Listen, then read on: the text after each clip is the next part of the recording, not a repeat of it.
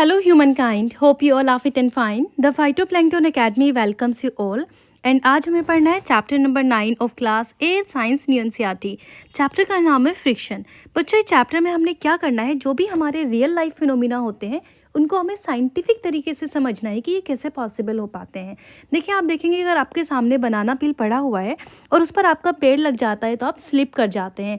उसके अलावा अगर आपको क्लासरूम के अंदर आपकी डेस्क पर आपकी नोटबुक रखी होती है और आपको अपने दोस्त को देना होता है तो आप थोड़ा सा उस पर फोर्स लगाते हैं और वो एक डायरेक्शन से दूसरी डायरेक्शन में मूव कर जाती है। लेकिन बच्चों, वो कुछ वक्त के बाद जाके यहाँ पर स्टॉप हो जाती है ना, यहाँ पर उसका मोशन स्टॉप हो जाता है। वो किस तरीके से पॉसिबल हो पाता है, वो आगे ही क्यों नहीं चलती रहती है।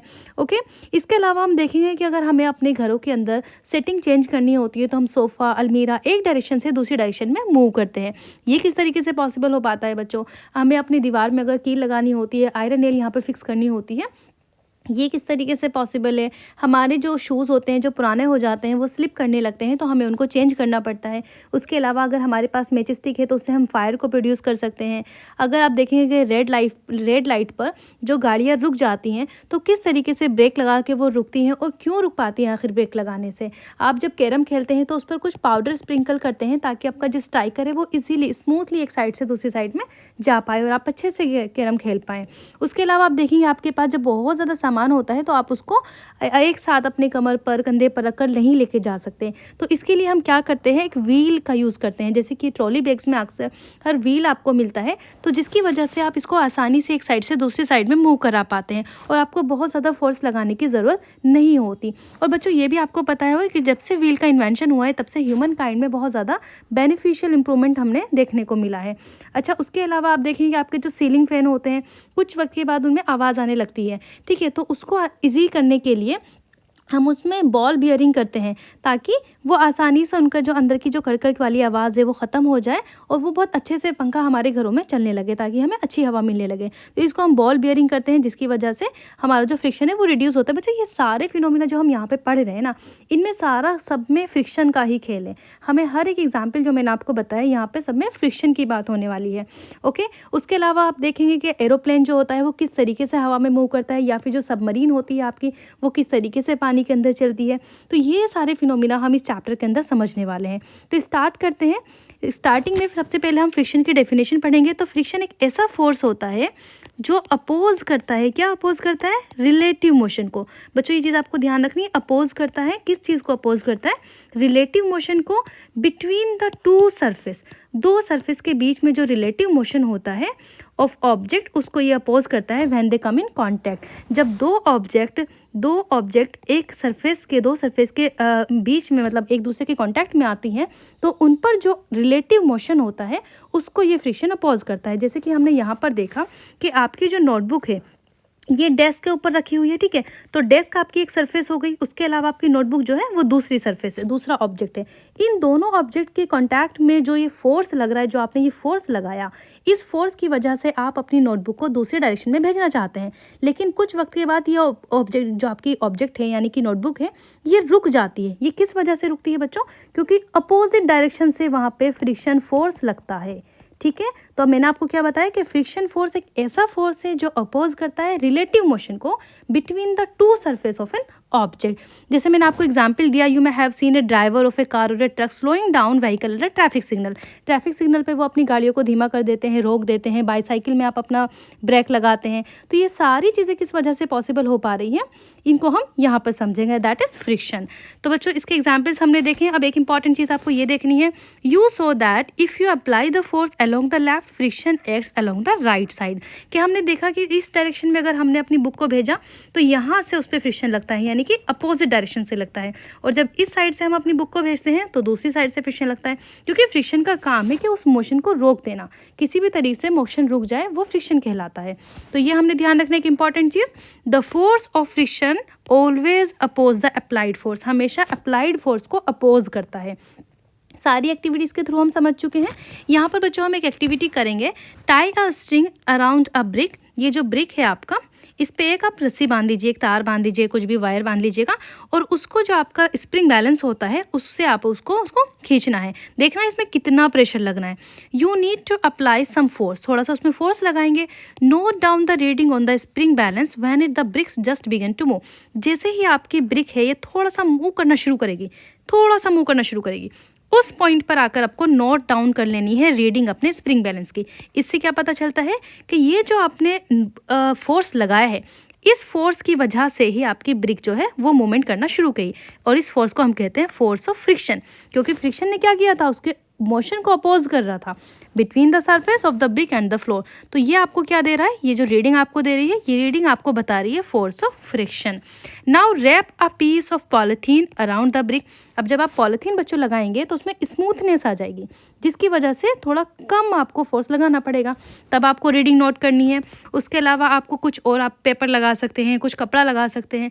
इससे क्या पता चल रहा है आपको कि कहाँ पर आपको कम फोर्स लगाने की ज़रूरत पड़ रही है, और जहाँ पर आपको कम फोर्स लगाने की ज़रूरत पड़ती है वहाँ पर आपका फ्रिक्शन फोर्स भी कम होता है।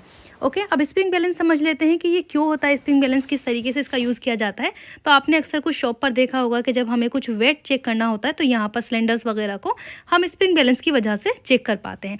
तो ये एक ऐसी डिवाइस है जिससे हम फोर्स को मेज़र करते हैं एक्टिंग ऑन एन ऑब्जेक्ट। एक ऑब्जेक्ट के ऊपर कितना फोर्स लग रहा है। इसके अंदर क्या होता है, कॉइल्ड स्प्रिंग होती है इस तरीके से। जब आप इस पर कुछ फोर्स लगाएंगे, कुछ भी सिलेंडर, कुछ भी वेट इसके ऊपर देंगे तो ये स्प्रिंग जो होता है ये स्ट्रेच हो जाता है। ठीक है, तो ये स्प्रिंग आपका स्ट्रेच हो जाता है, जिसकी वजह से हम उसके फोर्स को मेज़र कर पाते हैं। ओके बच्चों, तो स्प्रिंग बैलेंस को आपको ध्यान रखना है। उसके अलावा आप ये एक्टिविटी अपने घर पर करेंगे। जैसे आपके पास ये डेस्क है, ठीक है, इस डेस्क के ऊपर आपने नोटबुक्स रखी या फिर कुछ भी आप ब्रिक रख सकते हैं। एक इस तरीके से कि इंक्लाइंड सरफेस रख लीजिए, कोई दूसरी नोटबुक रख लीजिए इस डायरेक्शन में। फिर क्या करना है, इसके ऊपर अपना पेंसिल सेल या फिर घड़ी में कोई भी सेल होता है उसको इसके ऊपर डालेंगे तो ये इस तरीके से मूव करेगा। ठीक है, अब जब ये इस डायरेक्शन में जाएगा तो आपकी अगर वुडन ब्लॉक बहुत ज़्यादा स्मूथ है तो ये बहुत आगे तक पहुँच जाएगा, यहाँ तक। लेकिन इसके ऊपर अगर आप कोई क्लॉथ रख दें, देखिए ध्यान रखने कि क्लॉथ में स्प्रिंकल ये व्रिंकल्स ना हो, सॉरी। तो इस डायरेक्शन में जब आप ये क्लॉथ के ऊपर डालेंगे तो ये थोड़ा कम मूव करेगा बच्चों, ये रुक जाएगा कुछ वक्त के बाद जाके। उसके अलावा आप सैंड भी यूज़ कर सकते हैं। जब आप सैंड यूज़ करते हैं तो बहुत ही यहीं पर ये यहीं तक जा पाएगा, आगे जा ही नहीं पाएगा। तो ये सारा आखिर क्यों रुका, यहाँ पर स्मूथ सरफेस जो थी वो स्मूथ सरफेस थी, इसीलिए वो बहुत आगे चला गया, क्योंकि यहाँ पर फ्रिक्शन आपका कम हो जाता है। ठीक है, लेकिन यहाँ पर क्या हुआ, जब हमने कपड़ा रखा था, कोई भी क्लॉथ रखने से उसका फ्रिक्शन जो है वो बढ़ जाता है। अब मैं आपको एक डायग्राम के ज़रिए समझाती हूँ। देखिए, ये एक सरफेस है, इस सरफेस के ऊपर मैंने दूसरी सरफेस बना दी। ठीक है, ये दो सरफेस हो गई। अब ये दोनों सरफेस बहुत स्मूथ है, इनको आप ब्लॉक समझ लीजिए। ये ए ब्लॉक है और ये बी ब्लॉक है। जब आप बी ब्लॉक को इस सरफेस के ऊपर भेजेंगे, इस पर कुछ फोर्स लगाएंगे तो दूसरी डायरेक्शन से फ्रिक्शन फोर्स तो लगेगा, लेकिन आप इसको भेज सकते हैं दूसरे इस डायरेक्शन में। ठीक है, तो यहाँ पर जो ये फ्रिक्शन फोर्स लग रहा है बच्चों, ये एक सरफेस से दूसरी सरफेस के बीच में ये स्मूथ सरफेस हैं दोनों। ठीक है, लेकिन अगर मैं दूसरी सरफेस आपको इस तरीके से बना दूँ, ये इस डायरेक्शन में, और इसके ऊपर हमने दूसरी सरफेस बनानी है, ये देख लीजिएगा आप। ठीक है, तो यहाँ पर क्या हो रहा है, एक्चुअल में आपको पता है कि अगर ऐसी सरफेस को हमें दूसरी सरफेस पे मूव करना होता है तो हमें ज़्यादा फोर्स लगाने की ज़रूरत पड़ती है, क्योंकि यहाँ पर सरफेस रफ़ हो जाती हैं। ओके, ये डायग्राम आपका इस बुक में भी दिखाया गया है। यहाँ पे इरेगुलरिटीज़ होती हैं। ये जो इरेगुलरिटीज़ होती हैं एक्चुअल में ये इंटरब्लॉकिंग हो जाती हैं। ये इरेगुलरिटीज़ एक दूसरे के अंदर मिक्स होकर इसको ब्लॉक कर देती हैं और इसको हम इंटरब्लॉकिंग कहते हैं। तो बच्चों, इस इंटरब्लॉकिंग की वजह से हमें ज़्यादा फोर्स लगाना पड़ता है एक ऑब्जेक्ट को दूसरी ऑब्जेक्ट पे मूव करने के लिए, यानी कि फ्रिक्शन फोर्स की ज़्यादा ज़रूरत होती है। अब जब ज़्यादा फोर्स हम यहाँ से लगाएंगे तो इसको रोकने के लिए भी फ्रिक्शन फोर्स ज़्यादा होता है। ठीक है बच्चों, तो आपको ध्यान रखना है कि जो रफ सर्फेसेस होती हैं उनमें फ्रिक्शन ज़्यादा होता है और जो स्मूथ सर्फेसेस होती हैं उनमें फ्रिक्शन कम होता है। तो ये स्मूथ सरफेस होने की वजह से ये आपकी जो सेल है बहुत दूर पहुँच जाती है, और यहाँ पर रफ सरफेस होने की वजह से ये कम जगह पर ही रुक पाती है। और अगर आप सैंड का यूज़ करते हैं तो बहुत आसानी से वो बहुत पास में ही रुक जाएगी, आगे जा ही नहीं पाएगी, क्योंकि ज़्यादा फ्रिक्शन फोर्स होने की वजह से उसका मोशन जो है वो अरेस्ट हो जाएगा।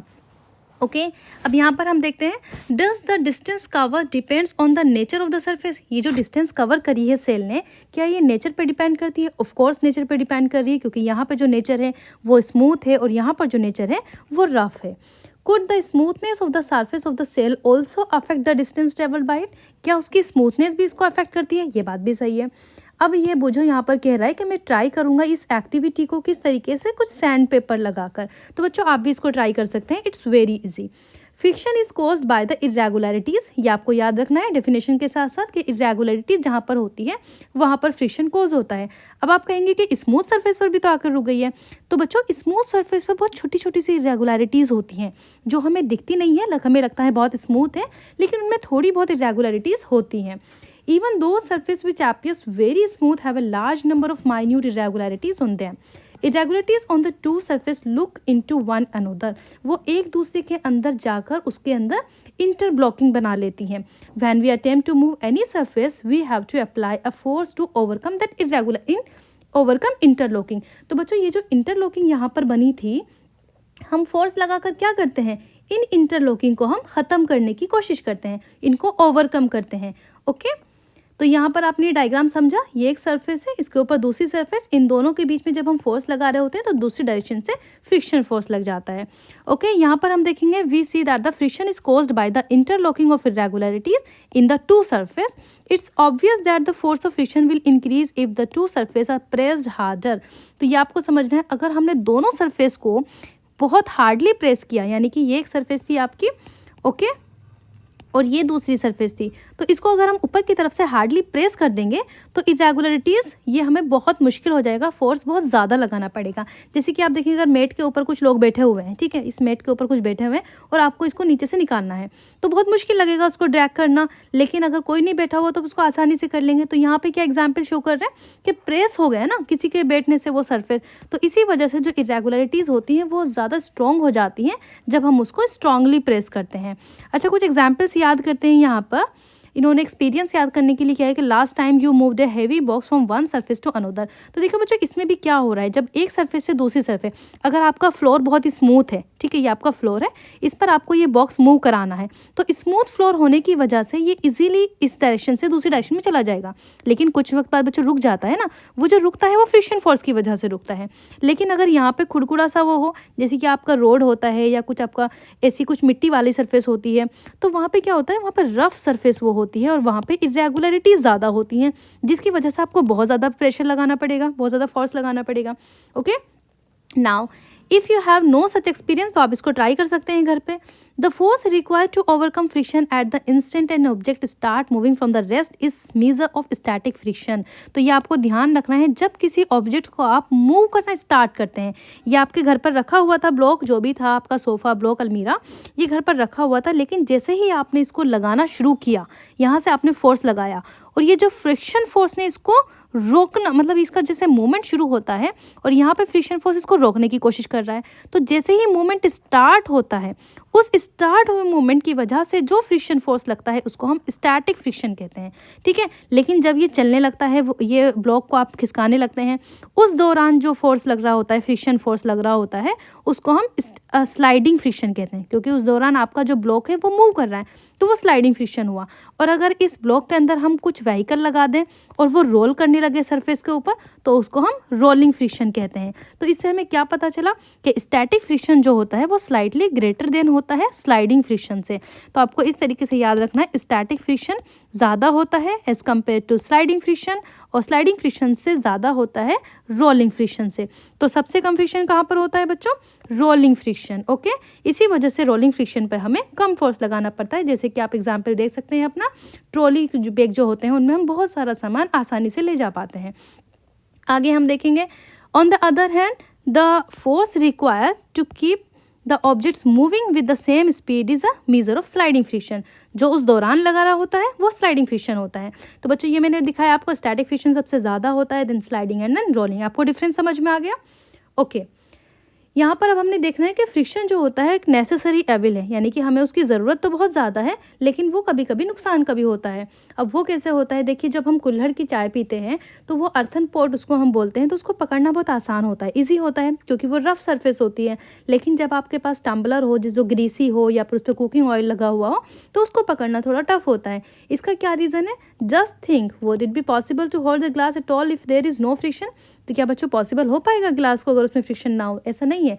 इवन आपका जो कांच का ग्लास होता है उसमें भी कुछ इरेगुलरिटीज़ होती हैं जिसकी वजह से आप उसको पकड़ पाते हैं। आपका हाथ में और आपके ग्लास के अंदर कुछ इरेगुलरिटीज़ होती हैं जो इंटरब्लॉकिंग करती हैं जिसकी वजह से उसको पकड़ना पॉसिबल हो पाता है।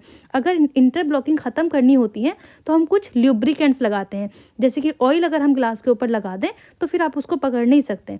इसी तरीके से हम एक सरफेस भी देखेंगे कि जो एक रफ़ सरफेस होती है उस पर चलना आसान होता है, लेकिन जब जो आइस वाली शीट होती है, जैसे आइस सरफेस होती है, आप देखें आइस पर जाकर, तो वहाँ पर हम चल नहीं सकते क्योंकि बहुत स्मूथ सरफेस होती है। अगर आपके फ्लोर पर ऑयल पड़ा हुआ हो तो आप नहीं चल सकते। तो बच्चों ये सब क्यों हो पा रहा है? क्योंकि वो जो सरफेस है वो आपकी स्मूथ हो जाती है, वहाँ पर इंटरब्लॉकिंग जो होती है वो ख़त्म हो जाती हैं।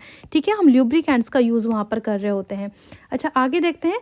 Recall also difficult it's move to a wet muddy track. जैसे मैंने आपको बताया वेट मडी जो होती है या फिर मार्बल पर मूव करना मुश्किल होता है। तो यहाँ पर ये किस तरीके से पॉसिबल हो पा रहा है? जो नेल होती है, आयरन नेल, उसको हम जब वॉल में फिक्स करते हैं तो वही बच्चों फ्रिक्शन का ही एग्जाम्पल है। उसके अलावा आप देखेंगे कि आपके जो टीचर्स होते हैं वो चौक का यूज़ करते हैं, चौक पार्टिकल्स का। अगर आपका जो बोर्ड है, ब्लैक बोर्ड, अगर वो रफ सरफेस ना हो तो आप चौक से लिख नहीं पाते हैं बोर्ड के ऊपर। तो इससे क्या हो रहा है कि हमारी चौक से हम लिख तो पा रहे हैं लेकिन उससे कुछ वियर आउट भी होता है मटेरियल, कुछ स्प्रिंकल्स हो जाता है नीचे पाउडर चौक का। तो ये वियर आउट जो हो रहा है ये एक्चुअल में नुकसान है। ये हमारे जो फोर्स ऑफ फ्रिक्शन है एंड जो उससे लिखा जा रहा है वो हमारे लिए फ़ायदेमंद है। तो यहाँ पे हम दोनों चीज़ पढ़ेंगे कि फ्रिक्शन हमारे लिए अच्छा भी होता है और कहीं कहीं पर बुरा भी होता है। Okay, if an object started moving it would never stop if there were no friction. अगर कोई ऑब्जेक्ट मूव करने स्टार्ट कर दे और फ्रिक्शन ना हो तो वो रुक ही नहीं सकती, वो कंटिन्यूसली चलती ही रहेगी। तो फ्रिक्शन बहुत ज़रूरी होता है। Had there been no friction between the tires of the automobiles on the road, they could not start or stop. अगर फ्रिक्शन नहीं होता रोड पर या टायर्स के अंदर फ्रिक्शन लगाने का पॉसिबल तरीका नहीं होता तो वो रोड पर चलती ही रहती, वो कभी रुक ही नहीं पाती। Okay, without friction no building could be constructed. बिना फ्रिक्शन के कोई भी बिल्डिंग कंस्ट्रक्ट नहीं हो सकती। तो बच्चों ये सारे जो स्टेटमेंट यहाँ पर हैं ये आपको याद रखने, क्योंकि एनसीईआरटी का हर एक स्टेटमेंट बहुत इंपॉर्टेंट होता है और एग्जाम्स में इनसे क्वेश्चन पूछे जाते हैं। अब यहाँ पर हम देखेंगे कि आखिर जो हमारी स्लीपर्स होती हैं, जो पुरानी हो जाती हैं शूज़, वो क्यों स्लिप करने लगते हैं? क्योंकि यहाँ पर होती हैं कुछ इरेगुलरिटीज़ बनी हुई। ओके, और जब ये सरफेस पर आती हैं, जो हमारी जो रफ सरफेस होती है हमारे रोड की, तो वहाँ पर ये इंटरब्लॉकिंग बना लेती है इरेगुलरिटीज़। लेकिन जब ये बहुत वक्त के बाद ये ख़त्म हो जाती हैं, घिस जाती हैं, तो ये फ्लैट हो जाती है, स्मूथ हो जाती है, जिसकी वजह से ये यहाँ पर इंटरब्लॉकिंग नहीं कर सकती सरफेस पर, तो ये स्लिप करने लगती है। ओके, कुछ चीज़ों में मैं आपको बताती हूँ। पुराने टाइम पर लोग क्या करते थे, जब बहुत ज़्यादा पॉवर्टी थी इंडिया के अंदर, तो लोग क्या करते थे, जब उनके स्लेपर फ्लैट होने लगते थे तो कुछ आयरन को वो हीट करने के बाद इस तरीके से उनमें कुछ इस तरीके से इंटरब्लॉकिंग बनाया करते थे। सॉरी, मेरी पेंसिल चलनी बंद हो गई। अच्छा, 1 सेकेंड, मैं आपको ऐसी बताती हूँ। On the other hand friction is an evil too, it wears out the material. ये मटेरियल्स को वियर आउट करती है, क्योंकि अभी मैंने आपको बताया किस तरीके से बोर्ड से वो पाउडर झड़ने लगता है हमारी चौक का। Whether they are screw, ball bearing और soles of shoes, you must have seen wear worn out steps of. तो किसी भी तरीके में आप देखेंगे तो आपको वर्न आउट होते हुए मिलेगा। यानी कि अगर आप जाएँ, आप रेलवे स्टेशन पर जाकर देखें, किसी और जगह पर आप देखें, तो जो आपके स्टेप्स होती हैं, जो जीने वाली पेड़ी होती है, वो कुछ वक्त के बाद घिसने लगती हैं। क्यों होता है ऐसा? क्योंकि पहले तो हम उनमें रेगुलरिटीज़ बनाते हैं, लेकिन जब वो बार बार लोग उन पे इतनी ज़्यादा तादाद में लोग चलते हैं तो वो स्मूथ हो जाती है और जिसकी वजह से स्लिप होने का खतरा भी रहता है। बच्चों एक चीज़ और याद रखनी है यहाँ पे, friction can also produce heat. Friction heat भी प्रोड्यूस करता है। ओके, ये कैसे पता चलेगा? Vigorously rub of your palm together for a few minute. जब आप कुछ देर के लिए अपने पाम को वेगरसली रब करेंगे, सर्दियों के अंदर आप ऐसा करते हैं, तो क्या होता है, हीट प्रोड्यूस होती है।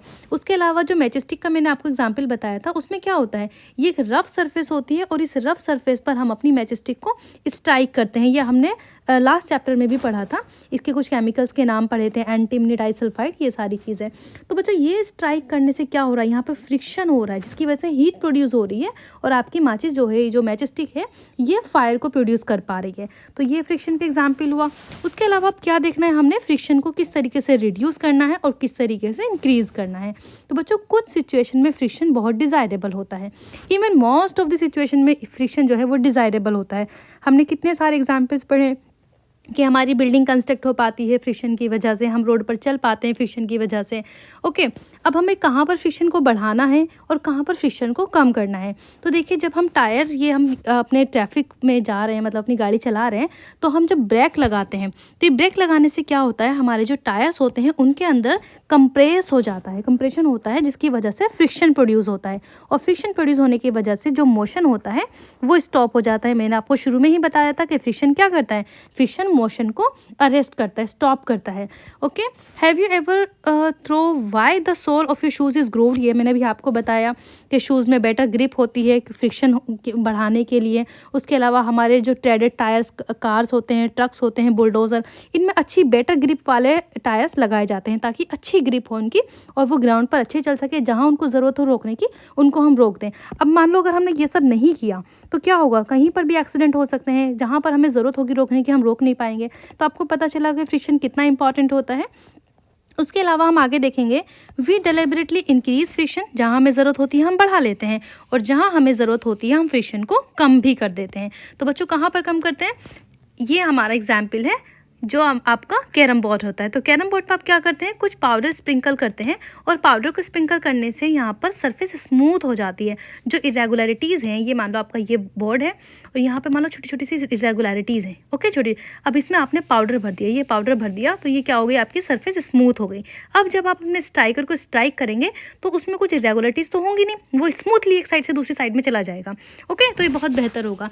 अच्छा, कहाँ पर हमने बढ़ाना है फ्रिक्शन को, when you press the brake lever these pads arrest the motion the rim due to friction। उसके अलावा जो कबड्डी प्लेयर्स होते हैं वो क्या करते हैं, अपने हाथों पे सॉइल लगाते हैं ताकि उनकी बेटर ग्रिप हो। सॉइल लगाने से स्मूथ सरफेस रफ हो जाती है, ये भी मैंने आपको बताया। उसके अलावा जो जिमनास्ट होते हैं वो क्या करते हैं, कुछ कोर्स सबस्टांस लगाते हैं ताकि उनके हाथों पे जो फ्रिक्शन है वो बेटर ग्रिप दे सके, ताकि वो जो मटेरियल उनको पकड़ना होता है वो आसानी से पकड़ सकें। तो बच्चों, ये सारे एग्जाम्पल्स आपको फ्रिक्शन इंक्रीज़ करने के एंड फ्रिक्शन डिक्रीज़ करने के हैं डेलिबरेटली।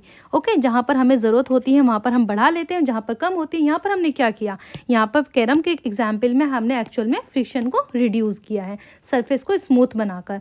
तो ये आपने चीज़ सीखी, व्हेन ऑयल, ग्रीस और graphite is applied between the moving parts of a machine a thin layer is formed there and moving surface do not directly rub against each other. कुछ मशीन्स में हमें क्या करना होता है कि वहाँ पर हम फ्रिक्शन, जैसे ये मशीन है आपकी और वो ख़राब हो रही है तो उसमें हम स्मूथली कंडक्ट कराने के लिए उसके ऊपर कुछ लुब्रिकेंट्स लगा देते हैं। क्या आप देखें, कुछ लुब्रिकेंट्स क्या होता है, सरफेस स्मूथ हो जाती है और वो आसान हो जाती है चलने में। देखिए यहाँ पर एग्जाम्पल में दिखाया गया एक्शन ऑफ लुब्रिकेंट, ये सरफेस 1 है, ये वाली आपकी सरफेस 1 है, इसके ऊपर ये सरफेस 2 है। ओके, अब इसके ऊपर जो हमने ल्यूब्रिकेंट लगाया तो इससे क्या हुआ, ये हमारी सरफेस जो है ये स्मूथ हो गई। लेकिन आप ये स्मूथ सरफेस में देखेंगे थोड़ी थोड़ी सी इरेगुलरिटीज़ है, तो आपको ध्यान रखना है कि कोई भी परफेक्टली स्मूथ सरफेस नहीं होती, उसमें थोड़ी बहुत इरेगुलरिटीज़ ज़रूर होती हैं। इसी वजह से इस डायग्राम में छोटे छोटे से इस तरीके से दिखाया गया है। Okay, interlocking of the irregularities is avoided to great extent, मतलब ज़्यादा जो इरेगुलरिटीज़ होती हैं वो लंबे ग्रेट एक्सटेंट तक हम उसको रोक सकते हैं। मूवमेंट बिकम स्मूथ हो जाता है। The substance which reduce frictions are called lubricant, और जो सब्सटेंस इस फ्रिक्शन को रिड्यूस करते हैं उनको हम ल्यूब्रिकेंट्स कहते हैं। In some machines it's may not be advisable to use oil as lubricant, कुछ मशीन्स में हमें ल्यूब्रिकेंट लगाना ज़रूरी नहीं होता, एडवाइजेबल नहीं होता, क्योंकि उससे क्या होता है, वो प्रॉब्लम क्रिएट कर देता है। ल्यूब्रिकेंट्स क्या होता है, वो नीचे की तरफ मशीन में चला जाएगा और दूसरे पार्ट्स को अनडिज़ायरेबल चेंज पैदा कर देता है जो हमें नहीं चाहिए। ऐसी जगह पर हम क्या करते हैं, जैसे कि एयर कुशन है आपका, तो एयर कुशन पे हम ल्यूब्रिकेंट्स आपका ऑयल, ग्रीस वगैरह यूज़ नहीं करेंगे। ठीक है, between the moving parts is use reduce friction, तो एयर कुशन में हम ये चीज़ यूज़ नहीं कर सकते। ये आपका कॉम्पिटिटिव एग्जाम में क्वेश्चन पूछा गया है कि कुछ मशीन्स में हम एयर कुशन वगैरह में हम ल्यूब्रिकेंट्स ऑयल यूज़ क्यों नहीं करते हैं, तो उसका रीज़न होता है बच्चों वो अनडिज़ायरेबल चेंज पैदा कर देता है। अच्छा ठीक है, अब यहाँ पे पूछा का क्वेश्चन है, can we reduce friction to zero, क्या हम जीरो तक फ्रिक्शन ला सकते हैं? ऐसा नहीं हो सकता कभी भी पॉलिश सरफेस करके। क्यों नहीं हो सकता? क्योंकि फ्रिक्शन कभी भी आपका एंटायरली एलिमिनेट नहीं होता। मैंने आपको बताया कि अगर ये स्मूथ सरफेस भी है तो इसमें छोटी छोटी सी इरेगुलरिटीज़ माइन्यूट होती हैं, तो कंप्लीटली स्मूथ सरफेस हम नहीं बना सकते। No surface is perfectly smooth, some irregularities are always there. अच्छा बच्चों, व्हील का एग्जाम्पल हम यहाँ पे समझते हैं, व्हील से किस तरीके से पॉसिबल हो पाया है फ्रिक्शन को रिड्यूस करना। Sorry, you must have seen and other pieces of the luggage fitted with rollers even a child can pull such pieces of luggage. तो यह एक आसान सा बच्चा भी इसने सामान को मतलब एक डायरेक्शन से दूसरी जगह पर ले जा पाता है। किस वजह से होता है? रोलिंग की वजह से। ये रोलिंग इस चीज़ को, फ्रिक्शन को रिड्यूस कर देता है। इसको आप इस तरीके से समझ सकते हैं, आपके घर पे जैसे डेस्क है, उस डेस्क के ऊपर आप 3 पेंसिल रखिए जो सिलिंड्रिकल पेंसिल होंगी। उन पेंसिल के ऊपर आप अपनी जो नोटबुक है उसको रखिए। जैसे आपने पहले उसमें किया था, पहले एक्टिविटी में, कि बिना पेंसिल्स के आप उसको कर रहे थे, तो जब आपको फोर्स ज़्यादा लगाना पड़ रहा था, लेकिन जब आप पेंसिल्स के ऊपर उसको रखेंगे तो आपको बहुत कम फोर्स लगाना पड़ेगा बच्चों। और उस फोर्स की वजह से आपकी जो ये आपकी नोटबुक है ये दूसरी डायरेक्शन में चली जाएगी। ओके, ये रुकेगी आपकी दूसरी डायरेक्शन में जाके, क्योंकि फ्रिक्शन फोर्स लगेगा, लेकिन पहले वाले की कंपैरिजन में बहुत कम लगेगा। तो आपको समझ आ गया होगा कि पहले हम क्या लगा रहे थे? स्टैटिक फ्रिक्शन, क्योंकि उसको स्टार्ट करना था मूव का, जब वो चल रही थी उस दौरान हो रहा था स्लाइडिंग फ्रिक्शन। और जब ये वाला रोलर हमने यूज़ किया तब होता है आपका रोलिंग फ्रिक्शन। तो रोलिंग फ्रिक्शन सबसे कम होता है। When one body rolls over the surface, किसी दूसरी सरफेस पे रोल करती है अनदर बॉडी पे, तो जो रेसिस्टेंस लगता है, उसको रोकने के लिए जो फोर्स लगता है, उसको हम रोलिंग फ्रिक्शन कहते हैं। Rolling friction, rolling reduce friction, ये फ्रिक्शन को रिड्यूस कर देता है, इसीलिए वो लंबे डायरेक्शन तक चली जाती है। ओके, जब फ्रिक्शन नहीं होता तो कम होता है।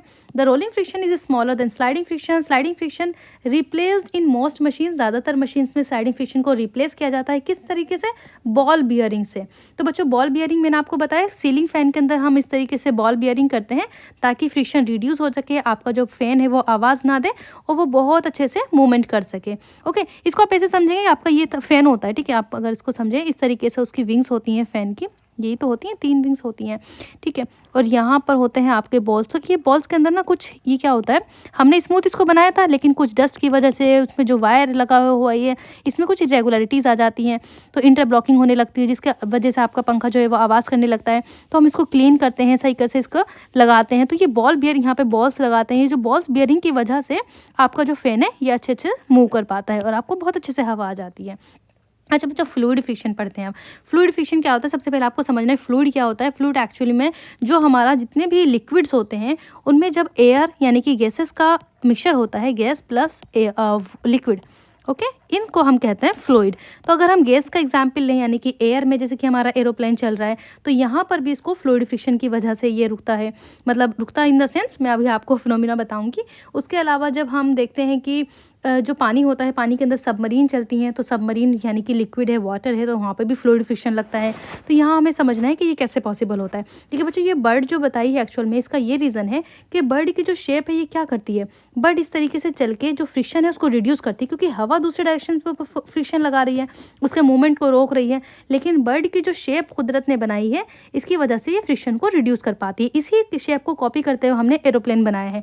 जब आप पानी के अंदर जाके देखेंगे तो जो हमारी फिशेज़ होती हैं, उन फिशेज़ की शेप की ही हमारी सबमरीन होती है। तो फिशेज़ की शेप पानी के फ्रिक्शन को रिड्यूस कर पाती है और आगे मूवमेंट कर पाती है, क्योंकि फ्रिक्शन का काम क्या है? मूवमेंट को स्टॉप करना, मूवमेंट को अरेस्ट करना।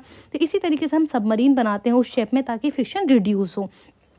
You know that air is very high and thin, yet it exerts friction force on object moving through it. Similarly, water and other liquid exert force of pressure when objects move through them. तो जब कोई objects in fluids में, water में, air में move करती है, तो उनको रोकने के लिए हमें जो फ्रिक्शन फोर्स लगाना होता है वो होता है फ्लूइड फ्रिक्शन।